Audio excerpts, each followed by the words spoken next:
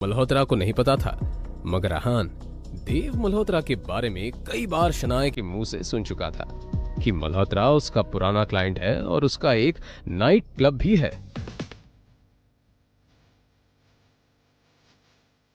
अंदर बेहद ही शोर शराबा था और लोग शराब पीकर नाच रहे थे। अहान ने चारों तरफ देखा पर कहीं भी उसे शनाया नजर नहीं आई।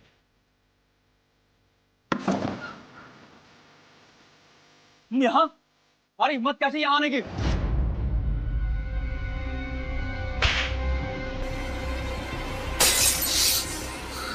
मिस्टर देव मल्होत्रा, मैं शनाया का पति हूं। जी तो कर रहा तुम्हें अभी के अभी जान से मार दूं, पर मेरे हाथ बंधे हुए हैं क्योंकि शनाया को तुम पर बहुत भरोसा है। अब तुम्हारे साथ क्या करना है ये शनाया ही डिसाइड करेगी।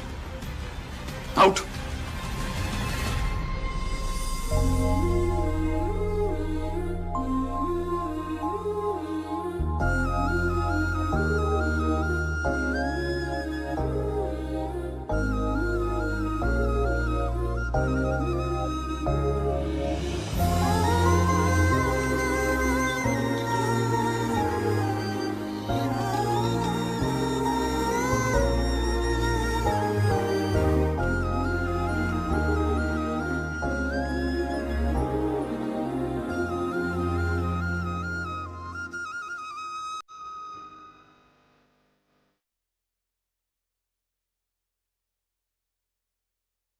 मुझे पता है हमारा एक साथ सोना आपको पसंद नहीं है।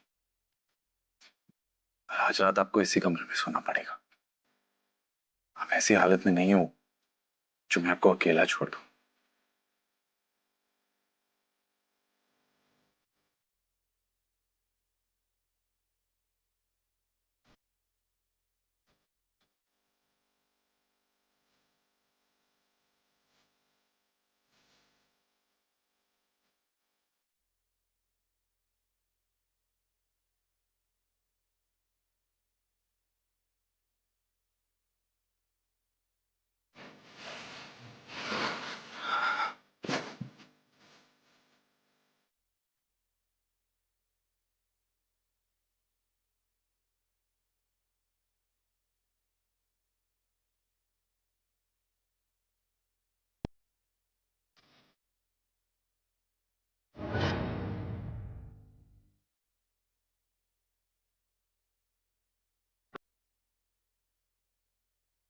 आपकी हिम्मत कैसे हुई मुझे अपने साथ सुलाने की?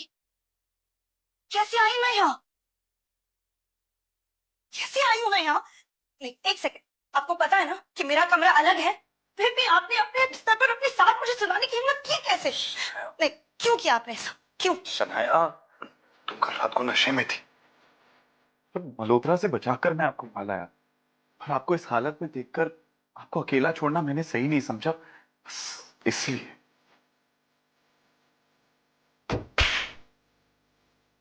अब शनाया को बीती रात की सारी घटनाएं याद आ गई, जब देव मल्होत्रा ने उसके ड्रिंक में कोई दवा मिला दी थी और फिर उसका फायदा उठाना चाहा था।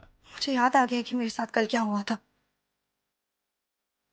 पर अगर आप ये समझते हो कि आप इस बात का फायदा उठाकर मेरे करीब आ सकते हो, तो ये दिमाग से कंप्लीटली निकाल दो। आपके चक्कर में मुझे याद ही नहीं रहा कि मुझे कितना जरूरी काम करना था। इस मल्होत्रा का तो कुछ करना पड़ेगा। मुझे पता ही नहीं था कि ये इतना घटिया इंसान निकलेगा।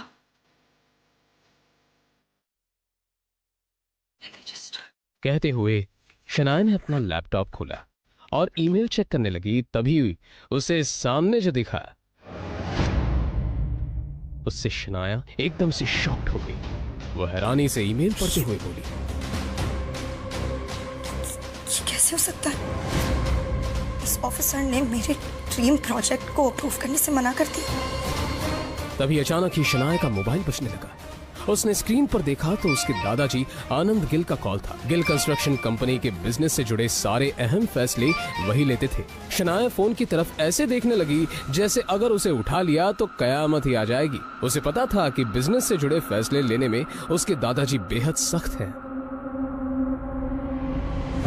आखिर में फिर शनाया ने फोन उठाकर अपने कानों से लगा ही लिया। कुछ ही देर में वो यूं ही दूसरी तरफ से बातें सुनती रही और फिर आखिर में मोबाइल उसके हाथ से छूटकर नीचे गिर गया। वो एकदम से सदमे में आ चुकी थी। आखिर क्या कहा गया फोन की दूसरी तरफ? क्या आहान और शनाया के बीच मिटेंगी दूरियां?